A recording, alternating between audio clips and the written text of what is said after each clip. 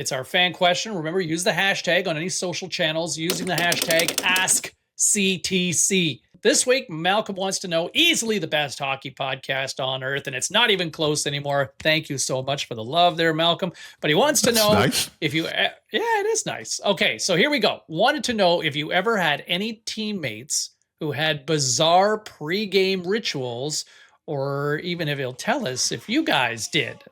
So I'm one of Commie's dude followers and proud of it, Commie. So there you go to follow up on last week's conversation. Maybe I should move to Timmins. There's a happy dude over there. I appreciate it. So, okay, bizarre pregame rituals from a teammate or even you. Commie, you want to kick this one off? I mean, yeah, I'll kick this one off. I'm so bad at these things, so I got to sit and remember this type of stuff. I've been thinking about it since Stu sent it to us a few minutes ago. But the one that always and I don't think it's really what Malcolm's looking for, but the one when I think of pregame, the one that always comes back for me is it's not really a pregame ritual. It's just kind of how he was in the pregame and then throughout the entire game, like when I was playing with him. Was when we traded for Mark Recchi. And I don't think I've told this before. And it's not like it's anything like super weird or anything, but this isn't, you got to play a hockey game, or whether, we traded for him. I just played with him for the trade deadline through the game 7 against the Oilers. You get to the rink, you're focused on the game and looking at the lineup, and getting ready and whatever, warming up. And when we first started playing with Mark, I'm like, this is Mark Recchi. Like, this guy's unbelievable. Oh, Hall of Famer. Yeah. This guy's the man. And I still think he is the man. He is definitely the man. But I'm like, where's Rex at? I haven't seen you. After a couple of games, I'm like, I don't really see him before he comes in, puts his gear on. And then in the intermission, when the coach talks, he's in there and then he's gone again. I'm like, man, what's Rex doing? So I kind of wander around looking for him.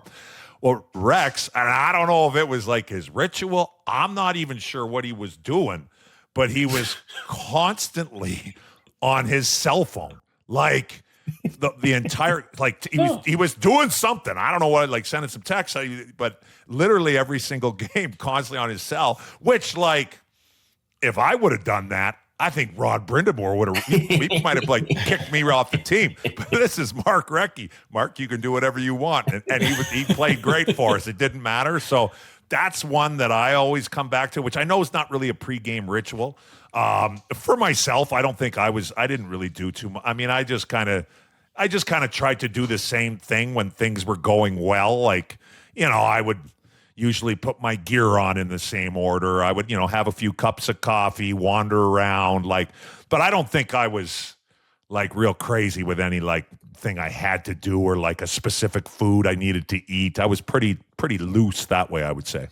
Yeah, it's funny because any of the real weird stuff, guys kind of kept it to themselves. Like you really wouldn't notice while you're doing your own pregame thing to see guys doing their weird stuff. Because the real weird stuff was like behind closed doors or at home during like whatever it was. So for me, kind of the same idea, thinking about it, what always stood out to me were like the guys who got dressed with like 3 minutes before warm up. So like to Commie's point, like the guys who just weren't around when everyone else was getting ready, just really odd that, where is this guy? And the one funny, hilarious thing that happened in Toronto, Ian White was a guy like, he'd have a hot tub before every game, right? Had a hot tub before the game and he'd come flying in with like 19 or 18, 20 minutes on the clock when we're going on at 16:33. And somehow he'd get his gear on, he'd be out in the warm up. But one day, he like fell asleep in the hot tub or took a nap in the hot tub. And everyone's pretty used to him showing up at 19 or 20. Finally, it gets down to like 17 minutes. Someone's like, "Where's Whitey?"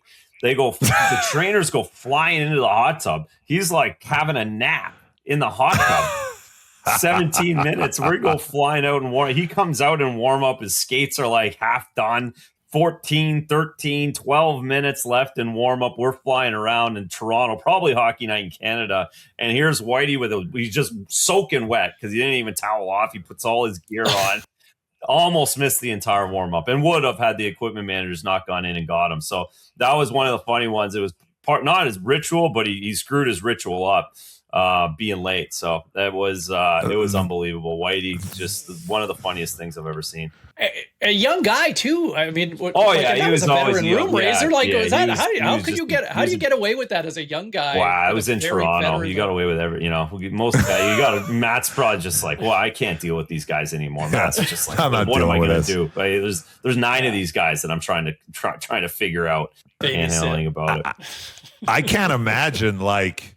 I forgot about Ian White as well. I play with him just briefly. He was in the hot tub. Yeah, great guy. He's awesome. Different dude for sure. But I liked Ian. He was a good guy. But I can't imagine like getting in the hot tub before going on the ice. Like I get like you want to be warm and stuff, but sitting in hot water and like I said, I don't know. That would not be my cup of tea at all.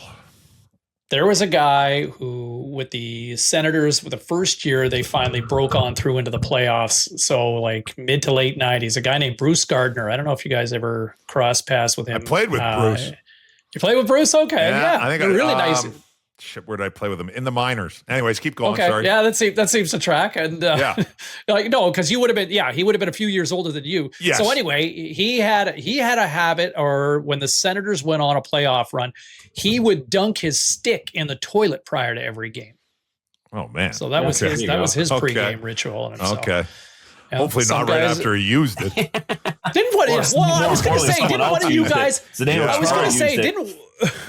one of you guys share a story that somebody would always like? That's a pregame ritual. No, we talked that pregame. So like guys running after the coaches meeting to get the stalls. Like it was like everyone had their stall in order, and you know like the seniority act went first. That's how that worked for sure. But that was prime time. That was that was prime time to get in there. Yeah, that's not so much that's not so much a bizarre ritual. That's just keeping you right. No, that's like the 9 coffees everybody drinks in the NHL all afternoon and night to get cooking. Yeah, that's a good point. It's coming out of you one way or another. So good. So good.